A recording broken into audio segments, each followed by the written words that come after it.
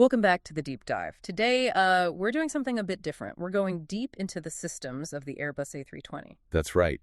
Specifically, the ECAM System Display pages, the SD pages. Think of it as the aircraft's own internal status report. And our goal here is really to give you a kind of operational cheat sheet, understand what the pilots are seeing, what the plane is telling them. Exactly. It's about translating those complex displays into what they actually mean for the flight, how the A320 thinks, basically. Okay, so let's set the scene. ECAM, Electronic Centralized Aircraft Monitoring. Two main screens. Yep. You've got the EWD, the engine warning display up top. That's for the immediate stuff, big warnings, primary engine info. And then below it, usually, is the SD, the System Status Display. That's our focus today. Right. The SD is where you go for the detail, the context behind a warning, or just for monitoring. It has 11 main system pages pilots can call up. Plus a status page for summaries and a cruise page that pops up automatically. Correct. But those 11 core systems, that's the heart of it. Let's list them out. We've got ENG, bleed, press, ELEC, HYD, fuel, APU, cond, door, wheel, and FCTL. Flight control. A complete tour of the aircraft, really. So where do we start? Yeah. Makes sense to begin with power, right? The engines. Yeah, the ENG page. Now, your main N1 EGT, those are usually up on the EWD. The SD page gives you the secondary engine parameters, more about health. So less about raw power output, more about how the engine's feeling. Exactly. It's about condition monitoring. You see the standard things like oil pressure, oil quantity, fuel used, N1 and N2 vibration levels. Okay.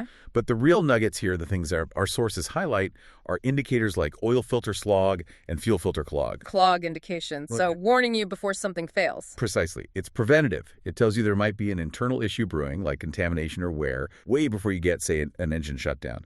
You also see nacelle temperature and the ice protection status on this page. That's a key difference. Proactive, not just reactive. Okay, from main engines to the backup, the APU. The APU page, auxiliary power unit. Essential on the ground for power and air, and a critical backup in flight. So what are we looking for here? Key things are the APU speed, its N percentage, and EGT, exhaust gas temperature. But the big one is the AVAIL indication. AVAIL meaning it's running and ready to take load. Exactly. Ready to supply bleed air for the packs or electrical power if needed. The page also shows the APU bleed valve position and the pressure it's putting out. And faults. Does it flag problems? Oh, yeah. Clear messages like fuel low PR, low fuel pressure feeding the APU, or low oil level, immediate diagnostics. Okay. Power generated. Now, how about storing and managing the fuel itself, the FUL page? Right. This isn't just a simple fuel gauge. It's about quantity, sure, but also distribution. Very important for weight and balance. So what does it show exactly? You get the total fuel on board, FOB, obviously, Yeah. and total fuel used, but then it breaks it down by tank. Inner, outer, center tanks. Yep, and the ACT additional center tank if the aircraft has one fitted. Seeing those individual quantities confirms the fuel load is balanced. Why is that breakdown so critical? Center of gravity. Absolutely. An imbalance affects handling, performance. The page also shows fuel temperatures, the status of the fuel crossfeed valve, letting engines feed from opposite tanks if needed. And it shows the automatic balancing, too. Yes, crucially, the center to inner tank transfer status. It confirms the fuel management system is automatically moving fuel from the center tank to the inner wing tanks as fuel is burned. Keeps the CG right.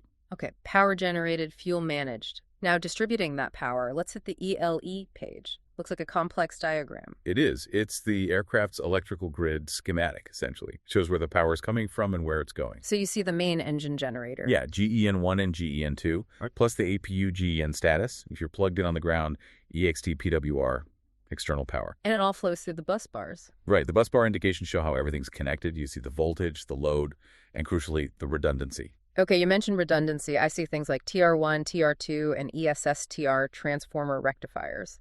Exactly. They convert AC power generated by the engines, or APU, into DC power for various systems. TR1 and 2 are the main workhorses. And ESSTR, essential. That's the key word. The essential TR powers the absolute must-have systems for safe flight. If you lose main power sources, systems try to keep that ESSTR powered, often via the EMERGEN, the emergency generator. So it confirms that critical flight instruments, some comms, they have a protected power pathway. Precisely. You can see that lifeline is intact. The page also shows the EMERGEN status itself. And that galley shed indication sounds like the plane's on a diet.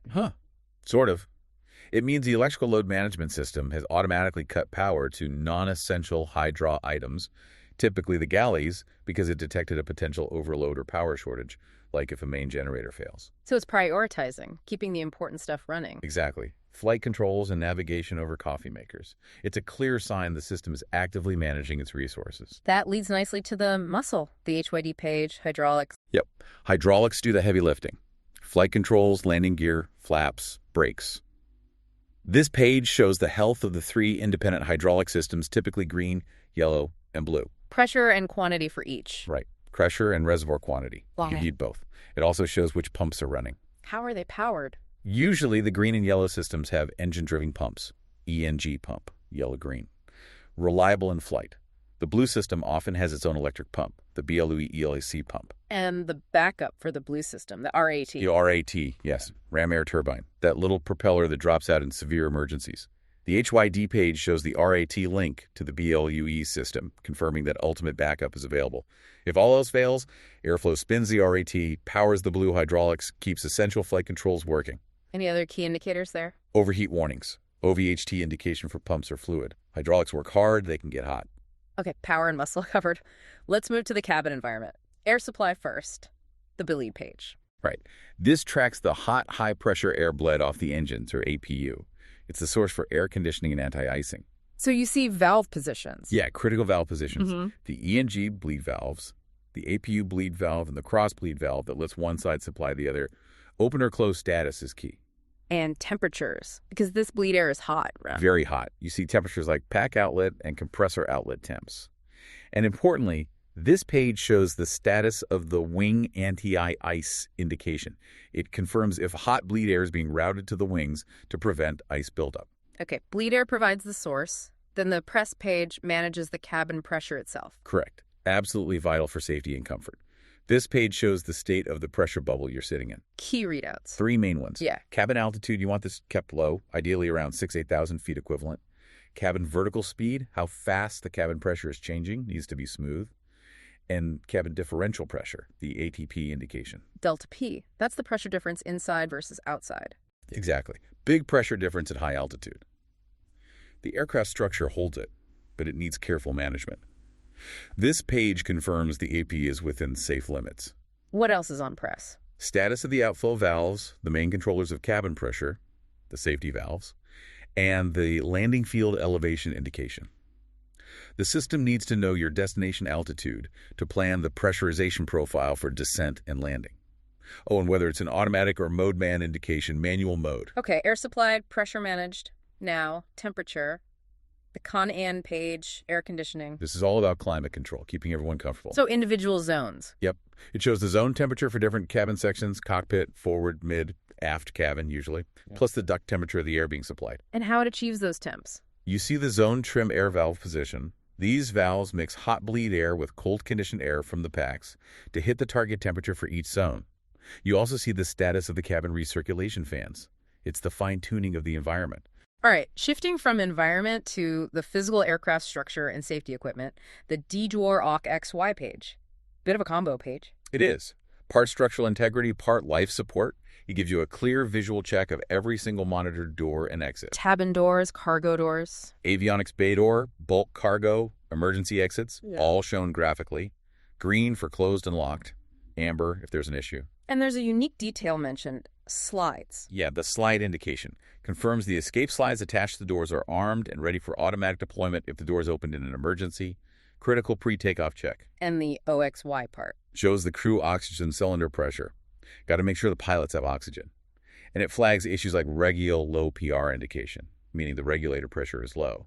There's also a note that cabin vertical speed shows here too, but only when you're actually in flight. Okay, comprehensive safety check. Right. Next up, where the rubber meets the road, the wheel page. Very important for takeoff and landing. It's all about the gear and the brakes. So main display is landing gear position. LG position, yeah. Shows if the gear is up and locked, down and locked, or in transit. It also shows the LG door operation. Are the gear doors open or closed correctly? Any warning messages specific to gear? Yes. Things like an UPLOCK message if the gear fails to retract and lock properly. And brakes must get incredibly hot. Incredibly. Especially after landing or a rejected takeoff. The wheel page shows individual brake temperature for each main wheel, and critically, it highlights the single hottest brake indication. Helps pilots manage, graphical displays of aileron position, rudder position, and the trimmable horizontal stabilizer position, the THS. You see if they're matching the commands.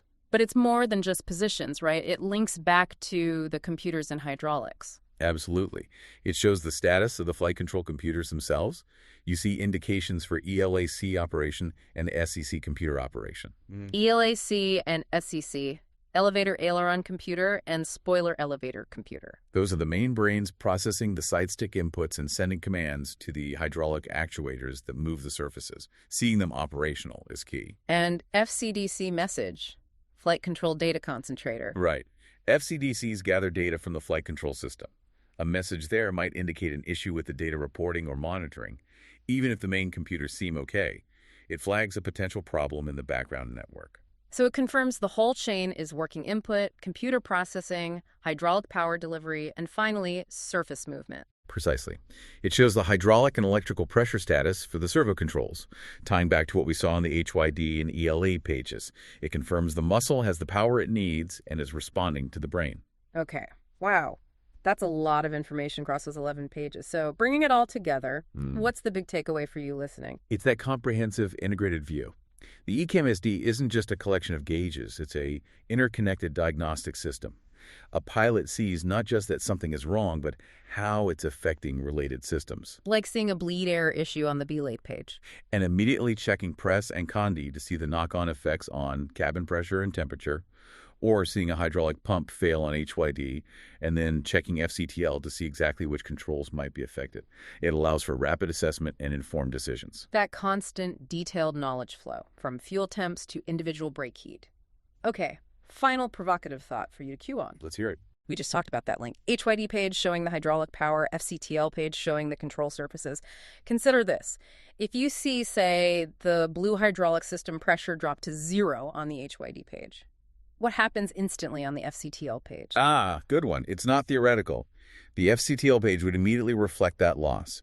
Specific flight controls powered solely or primarily by the blue system would likely show limitations, maybe amber indications, or simply stop responding to commands related to that system. So it's not just data, it's a real-time display of capability. Exactly. The SD instantly translates the loss of a resource hydraulic power into the resulting impact on control authority. Cause and effect right there on the screen. It's a powerful tool. A fascinating system indeed. Thanks for walking us through that deep dive, and thank you for joining us. We'll see you next time.